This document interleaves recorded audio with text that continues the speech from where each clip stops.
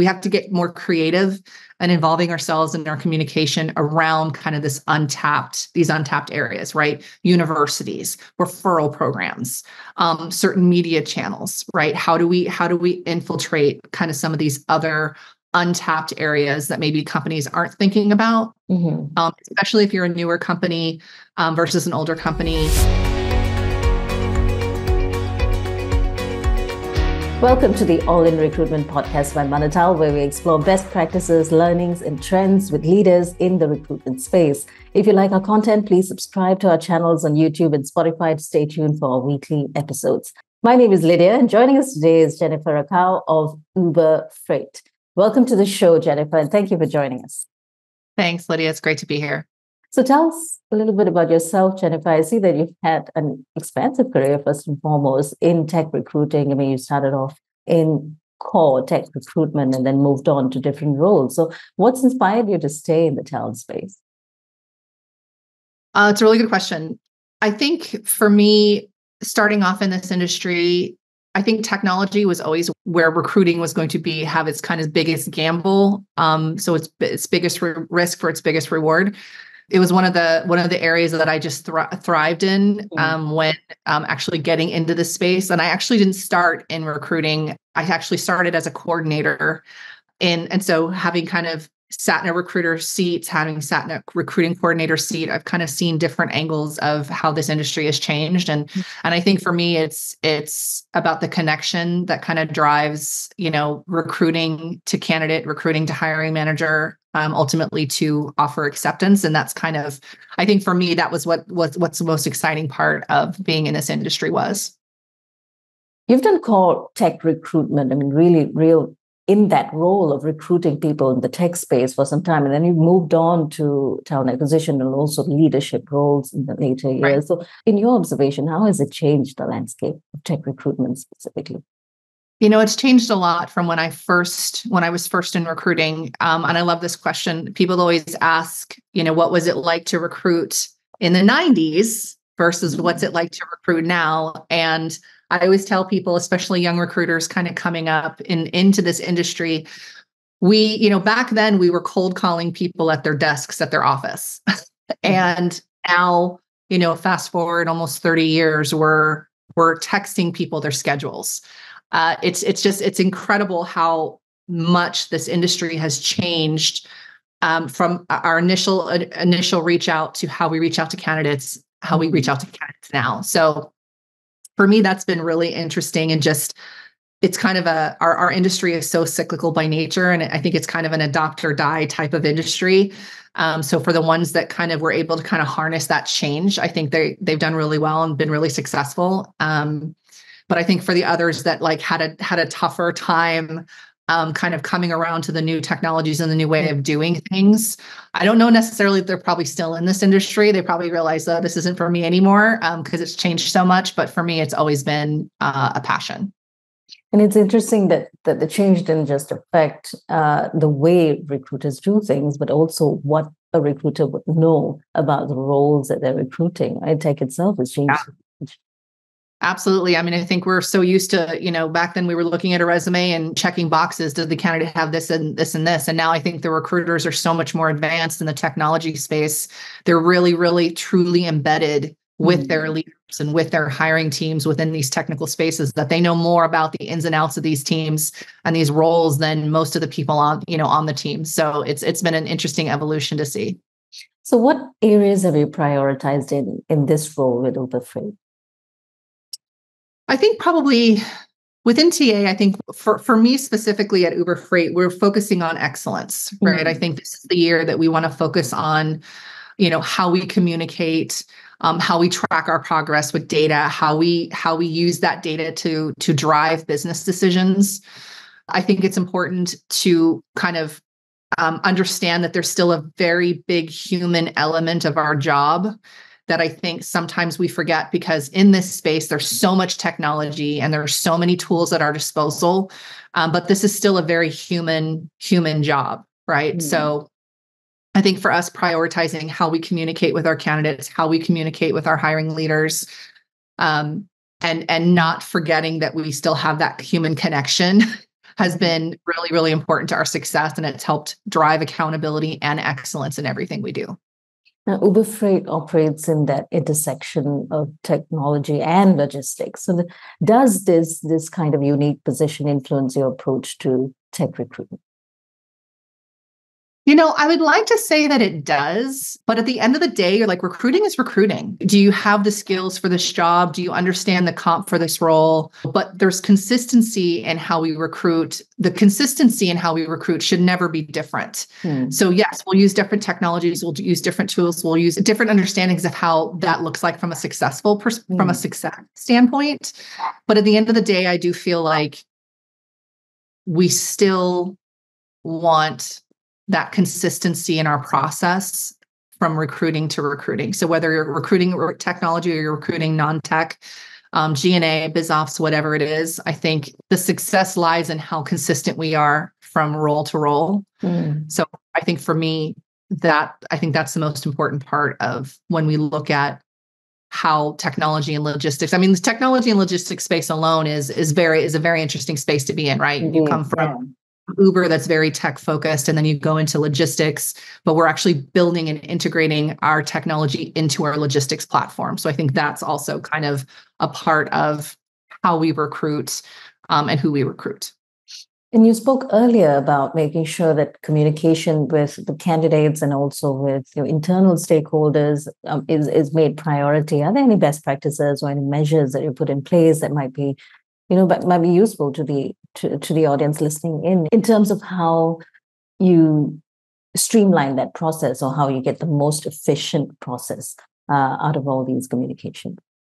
Yeah, I think the efficiency lies in our consistency, right? And you'll hear me say that a lot, right? How we, I always ask a recruiter, you're really successful with this hiring leader. Can you go and duplicate that success elsewhere? Right? Do you have a consistent process in how you do things? And if you can be successful over here and you're successful over here and you're successful over here, then I can plug and play people, right? And know that hiring leader is going to have the same process, the same experience with every person. That shows a level of consistency and kind of just from a growth perspective that helps the recruiters understand, like, okay, this is how we want, right? We want to have the same consistent process across each, and the hiring manager is never getting a different experience every time. They know what they're getting going into it. Right. And the expectation is already set from the get-go. Exactly. Now, in terms of diversity, what might be some ways to integrate DE&I into talent efforts or the overall talent plan, especially in the tech sector? When I think about D&I, I think we need to go where the talent is. I think that's the biggest key is understanding, companies are always saying, we're going to sit back and let candidates apply and hope we get some diverse talent. We have to go where the talent is. We have to understand where those communities are, what's important to those communities, and how we kind of infiltrate those communities, right? So yes, our conference is important, of course, Afrotech, Grace Hopper, NSBE, these are all important, but we have to get more creative and involving ourselves in our communication around kind of these untapped areas, right? Universities, referral programs, certain media channels, right? How do we infiltrate kind of some of these other untapped areas that maybe companies aren't thinking about, especially if you're a newer company versus an older company. I worked at Google for a while, and kind of one of the biggest things that Google did that I thought was brilliant was they got into the universities very, very early. They wanted to tap that talent early, even if they weren't hiring those people right out the gate. 3-4 years later, they always knew who Google were. They always said, "Oh, that's a company I want to work at." So they were making that kind of play for talent 3 or 4 years before that talent was even ready. That's the untapped areas that I think companies don't spend enough time and energy on, because they're always looking for more experienced versus is there potential. And we'll talk about experience versus potential right now. How do you see hiring for potential versus experience? I think it depends on time, right? I think it's kind of similar to DE&I, right? We all know DE&I is going to take longer to hire for, right? We talk about that with executive leadership all the time. Do you have the time it's going to take to invest in DEI talent? Do you have the time it's going to take to invest in potential versus experience? So it really always boils down to, if we find somebody that with potential, does that leader have time to really harness that potential with that person? And I would love to say that it's an easy, quick fix of something that we can adjust as TA professionals, but it really relies on the leaders of those groups to really understand what potential looks like and take the time to harness it. Would you say that the time taken to harness the actual contribution or the actual potential, even with an experienced hire versus potential, would you say it's about the same? Let's say both of them are new hires coming into a brand new company, one with potential, perhaps without the experience, the other with experience, but without the cultural adaptability, not just yet. Would that take about the same amount of time? Does that make both these types of hires require enough time for a leader to nurture their performance in a team? Yeah, it's a good question. I think it depends on the leader, to be honest. I'd like to say yes, but I think ultimately it depends on, you're hiring somebody with potential. You're probably going to spend more time with that person. That person's probably going to interact with other parts of the business versus an experienced person who's going to come in and be able to hit the ground running. But then there's also the cultural aspect that they have to kind of understand and learn and harness too. So I think it might be a different subset of time, but I think ultimately it's still significant time spent. It's how you're harnessing one versus the other that I think makes the difference.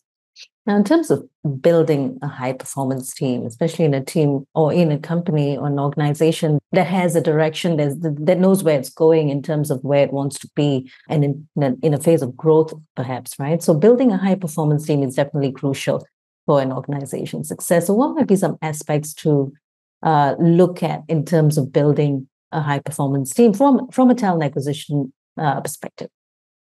Yeah, I think when I think about how I have built teams in the past, I think trust is the first thing that comes to mind. I'm always a kind of trust forward leader versus a you have to earn it kind of leader. And I think harnessing everybody's abilities that are different from your own, I think is also key. So I have 5 leaders on my team. All of them are so distinctly different from each other that when we get into meetings, we challenge how we think, we challenge decisions. Everybody has a different perspective. Everybody has a different approach to either how they're solving problems or how they're addressing challenges. That I think it makes me a stronger leader to kind of understand, and hopefully it makes them stronger leaders to really kind of build off of that. So just like recruiters, like when I build recruiting teams, we kind of have, it's very similar, right? Like they have different levels. You have different levels of teams. You've got seniors, you've got juniors, you've got people in their kind of mid-career. And I think understanding what's special or different about each one of them that stands out, I think that makes a difference for them and for you as the leader. You can always tell a leader's success by the amount of people that follow them, right? And for me, that's been one of the things that I specifically look for when I'm looking at a new opportunity, is how many people have you worked with in the past? How many of those people are here? And that tells me, if you're willing to follow this person, then that trust has already been established. You know how this person works. You understand the ins and outs. You know how to harness their strengths and their weaknesses. And I think that in itself helps them want to perform for you. Right. And in your experience, going back perhaps to your days in recruitment and now looking at recruitment technologies from a leadership perspective, right? So what kind of impact do you think recruitment technologies have shown or have made in securing or even hiring the best tech talent? There's so many out there. There's so many, obviously you need a solid ATS. I'd like to say that, tech can either be really sexy or really non-sexy. And I think it's the sexy that attracts a certain amount of people, whether it's applied machine learning or AI or robotics versus your run-of-the-mill full stack, back end, front end type of, engineering type of tech. It's the technology in itself that I think is appealing is becoming more and more appealing to people, and how they get more and more specialized into the areas that they want to be specialized in, like robotics and AI and some of these others, especially like on the hardware side too, right? Do they want to build consumer products? Do they want to build the software that goes in it from a user experience perspective? So it's hard to kind of pinpoint when I look at like technology as a whole and like what tools we use, because there's just so many out there. But I think a solid ATS is important. Obviously LinkedIn, you need to have a solid CRM tool. You need to understand, the different sourcing or channels models that help build pipelines. So kind of all those encompassing. I think I couldn't nail anyone down because I've used so many, and each one is really, really great. And each one has their own set of problems, right? I think when it comes to building out a usable functional tool that can really kind of build a framework for a recruiter's daily tasks. Yeah, and that would mean integrating that tool into the different the tools that you have for other purposes, such as an ATS into HRIS systems that you have that might give you a seamless flow. But yeah, you're right. I mean, there's so many technologies out there, each one with their own unique ability to get you what you want to see in terms of data. So, and finally, just to wrap this up, what is your favorite or most memorable recruitment story, Jennifer? I was thinking about this question, and I remember I spent many years at Apple, and I remember working at Apple. I had a candidate who was in a completely different industry, was not in consumer products, was not in tech. And I remember having a conversation with this person. And after about 20, 30 minutes, I was convinced I had to find this person a place at Apple. I remember her drive, her passion. It's exactly what we needed. And so I remember having a conversation with the head of applied machine learning. And I said, hey, you have to meet this person. She's not qualified for anything from a technical perspective, but I just want you to have a conversation with her. Just indulge me. And he did. And he said they ended up talking for 4 hours into the night. And he called me the next morning and said, yes, we have to find this person a role. And we ended up hiring her as a technical project manager, working in an engineering team where she had never touched anything before. She spent 4 years there, just dominated this space. So again, we talk about potential versus experience, right? It's one of those diamonds that when you find, you're like, oof, this is amazing. I remember she sent an email to Tim Cook and basically said, hey, I had this amazing experience with this recruiter, and they can basically convince me to leave my sales job, to come over here and be a TPM. And, it was a dream job for her. And so for me, that was memorable. Yeah. And it's not, in this case, it's potential versus experience. And then right in the middle, you've got this nice sweet spot of transferable skills, adaptability, and all those little nuanced elements that will make a hire really successful in a place that they've never, or in a scope that they've never handled before. So yeah, that's great. Thanks so much for sharing, Jennifer. And again, thank you very much for your time and all these insights. So if there's anyone who's listening in who wants to pick up a conversation with you, where can they find you, Jennifer? So you can find me on LinkedIn. You can also email me at J Rakow, which is my last name, RAKOW @uberfreight.com. Happy to answer or address any questions. I think for me, this was really fun. Thank you so much for having me on. Leadership is my passion these days. I love seeing the next generation of recruiter and leader come into this industry and really make a difference. We are, obviously you don't think of TA as being at the forefront of anything, but we really are, we're essentially changing people's lives. So I'm happy to always talk about that as well. Thanks again, Jennifer, and thank you for joining us. We have been in conversation with Jennifer Rakow of Uber Freight. Thank you for joining us, and remember to subscribe to stay tuned for more weekly episodes from All in Recruitment.